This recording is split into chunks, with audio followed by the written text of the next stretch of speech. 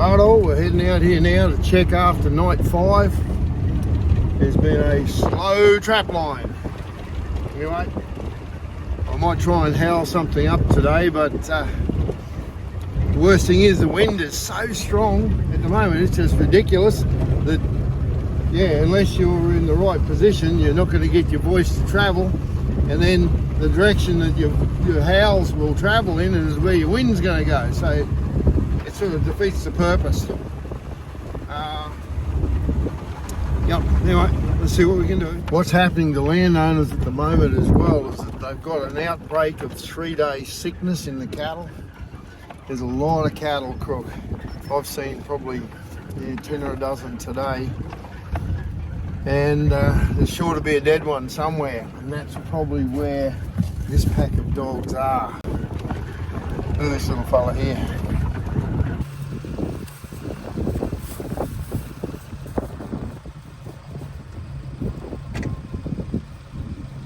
Get up and get over near some water, little fella.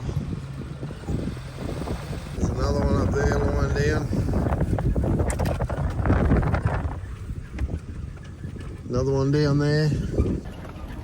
Now I'm not exactly sure how this disease is spread, but it's something we've contended with since, I don't know how many years. I remember it as a kid, we'd go around, we had cattle down, and they'd usually only stay down for 3 days. That's what it was, a 3-day sickness.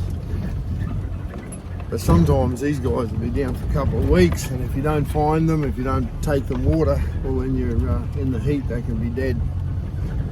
Most of these seem to be getting up after a couple of days, but it seems to come about here when we've got an influx of mosquitoes and insects.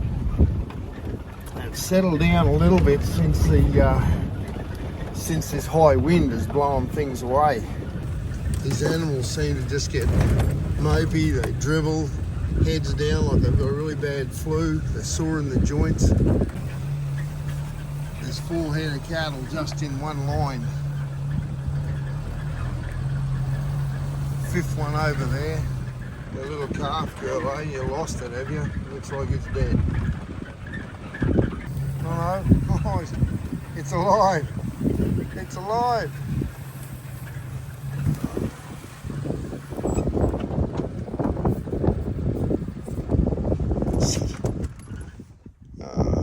She's probably got the 3-day and she's had the calf. It might even have a dose of it itself. Sit. G'day, Junior. Go, little fella. Go, little man. How are you? How are you, little man? How are you? You crook. You got what Mum's got. Hey, come on, girl. Yeah, try and get up. Get up, go to Mum. Have a drink.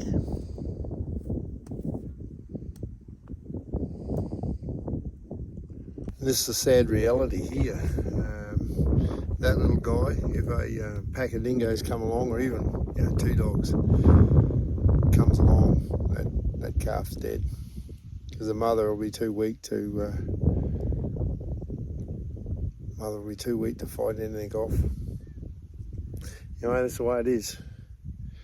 We can do our little bit by trying to catch a few of the dogs, keep the numbers down, make them behave themselves a little bit.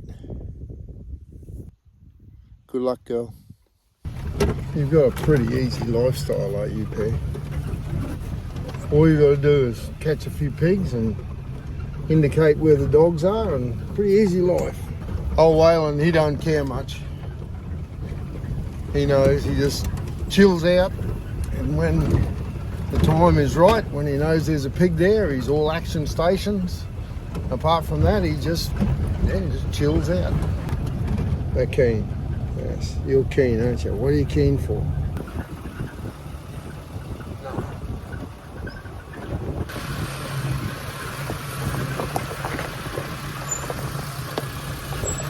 Been a cat there, right over the top of that trap.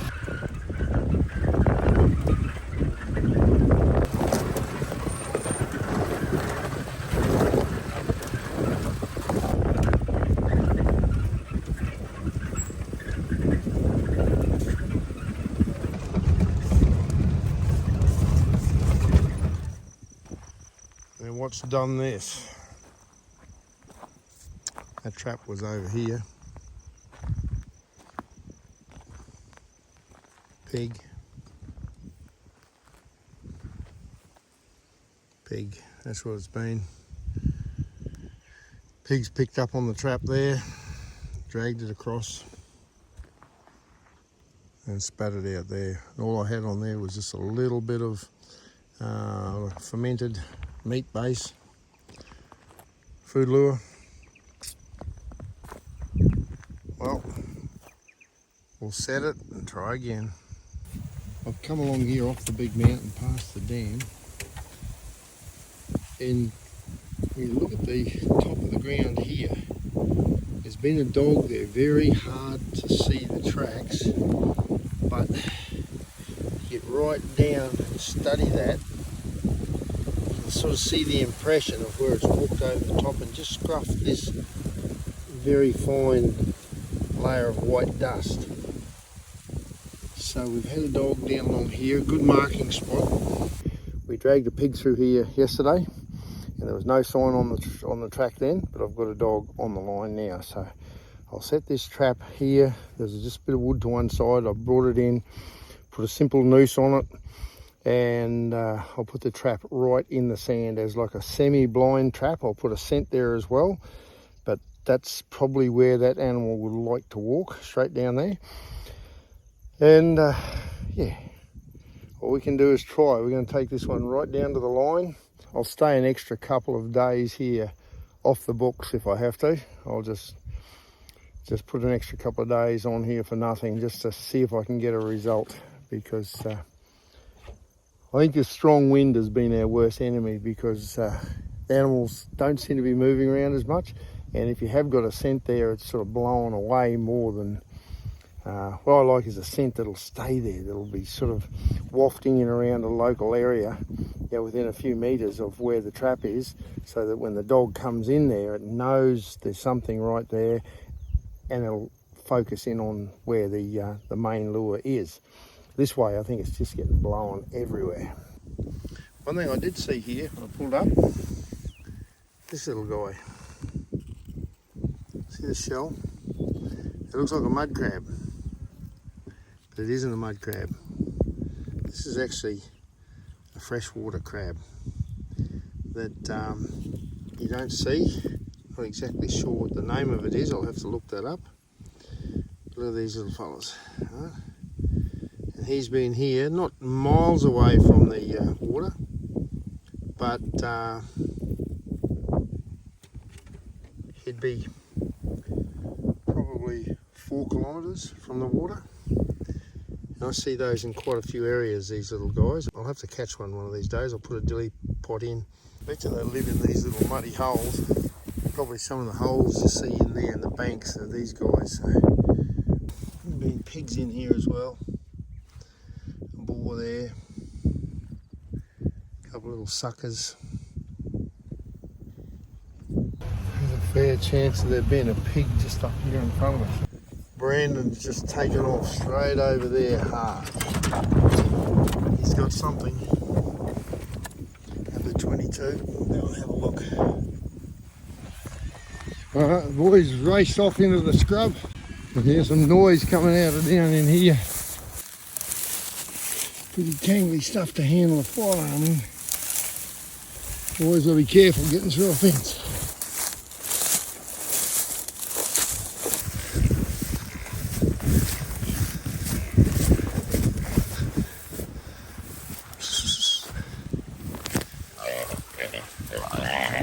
There we go.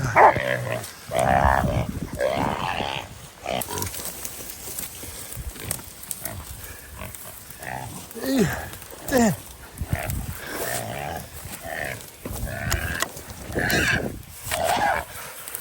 Off.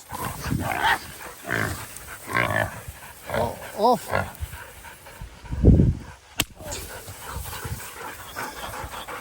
Good dogs. Good dogs.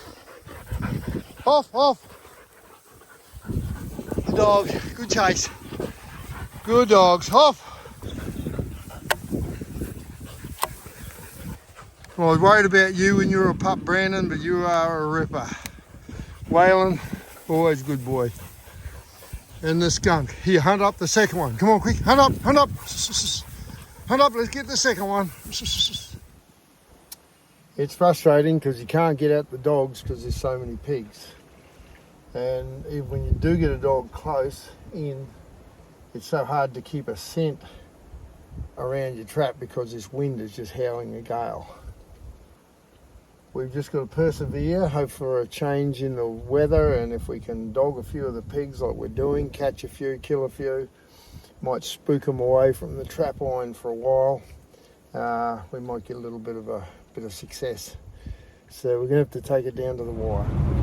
We're at that self-analysing time of the trap line. This is when you're drinking coffee, thinking and trying to drive at the same time. It's just solid pig sign here now. I'd love to put a couple more dog traps here, but it's just like a useless exercise. You try and put something fresh here, you've got to go through the same thing again. You know, you've got to go through that 3 or 4 days at least of getting it wrecked by the pigs to get a chance to have that trap stay in place. And by that time, if a dog has been around and looked at it, well, you've sort of educated that dog that there's a trap there anyway. Hey, what? What? What? Oh yeah, you're trying to drive the truck, idiot. You think you can do a better job? There's been no sign on this road at all until we just got to this last gully here, and there's tracks of a cat. And the boys, they're looking very excited. So we've got 2 traps set here. They were set up last night. Nothing. Hang on, hang on. We got the cat. We got the cat right there. He's lying, hiding in the grass. Sit, dogs, sit. The amount of dust that's on my poor old rifle. It's just unreal.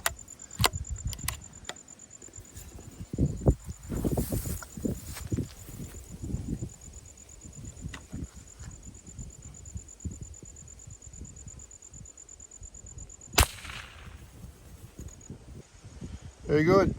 Big lump of a cat.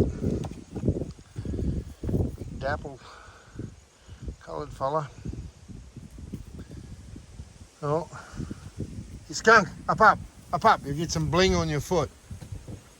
2 dogs and 2 cats. A whole swag of pigs. Things will change. It's going to happen. I can only say I'm just devastated with that. Yeah, we have had such a tough trap line. Cattle, pigs, and this wind has just been, just made it impossible. And here I go, come down through this creek, and here's a little dog standing right there looking at us, young dog. So I went straight over on the other side over here and amongst the cattle, got in behind a patch of bush, got the 223 out, grabbed the predator call, gave a couple of squawks on the predator call, and waited, and it come popping out of the scrub over here. And I mean, I settled the crosshairs on his chest. He said, "You're mine." Boom, nothing. It ran actually towards us. Reloaded. I give it a bit of a call. It pulled up again. Bang. It looked around. Nothing.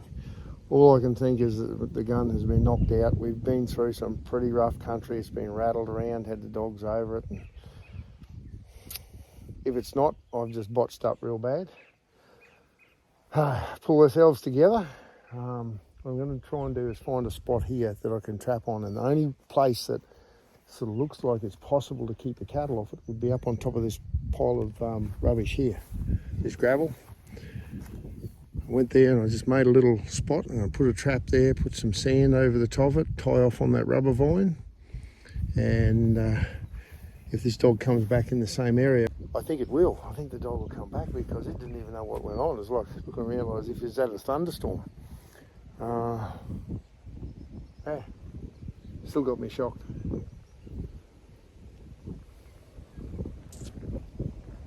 Yep. I don't miss often, but I certainly miss then. I'll just try a shot out of this girl at a target over here, about 50 metres away. But open that gate. Wind's just blowing it shut again. Now I'm just using the Hornady 55 grain, the box I've had here that I'm just trying to burn up. And the poor old girl, she needs a clean. But the worst thing with this dust, if you use any gun oil on these things, straight away the dust just attaches to it, and yeah, you end up worse than when you started. Okay, it's brought over 4 clicks. Probably needs another 2.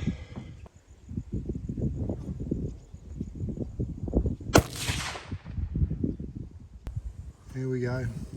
The first shot was up here.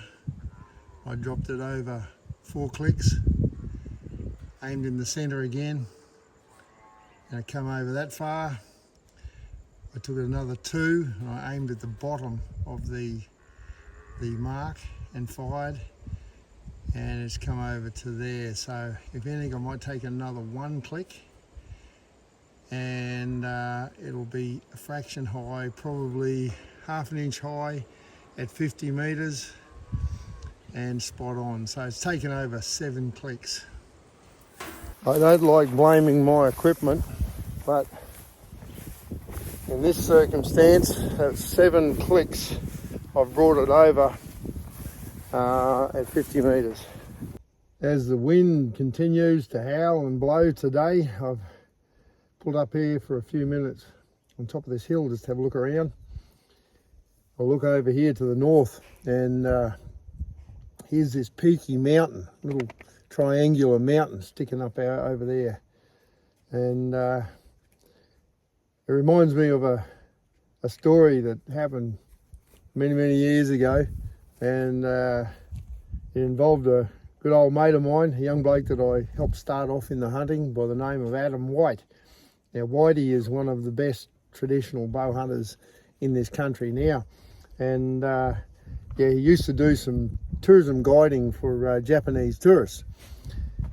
And up there outside of Cairns, there's another peaky mountain like that. It's probably a little bit more of a straight up spike. Anyway, he used to have a lot of different tourists from overseas come in, and he'd have a lot of Japanese tourists. And he'd love to tease them there, and he can be a cruel bugger. Anyway, he'd say to these Japanese tourists, he'd say, "Look, Mount Fuji. And they go, "Oh, no, Fuji, Mount Fuji, Japan." He'd go, no. He said, "That's Mount Fuji." They go, no, Mount Fuji in Japan. And he said, "Yeah, you know, Mount Fuji goes up and it's got a flat top." And they go, "Yeah." And he said, "Well, we won the war. And we got a big samurai sword. And we go, hey, and we cut the top off Mount Fuji. And the Americans shipped it over here and put it there as a monument." And these Japanese tourists at the time would be pretty gullible. They go, "Oh, click, take photos and take the story back to Japan to say, we found the top of Mount Fuji. It's sitting outside of Cairns." You're a bad man, Whitey. Miss you, bro.